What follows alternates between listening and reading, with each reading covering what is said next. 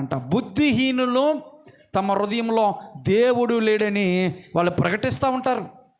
అనుకోవటం మాత్రమే కాదు కానీ వాళ్ళు ప్రకటిస్తూ ఉంటారు, దేవుడు లేడు, ఈ సృష్టి దానికి ఏర్పాటు చేయబడిందని వాళ్ళు బోధిస్తూ ఉంటారు, ప్రకటిస్తూ ఉంటారు.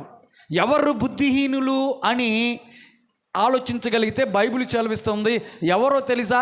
దేవుడు లేడనేటి ప్రజలు ముందు బుద్ధిహీనులు అని బైబిల్ సెలవిస్తుంది. నేను అంటున్నటువంటి మాట కాదు ఇది, బైబిల్ సెలవిస్తాను.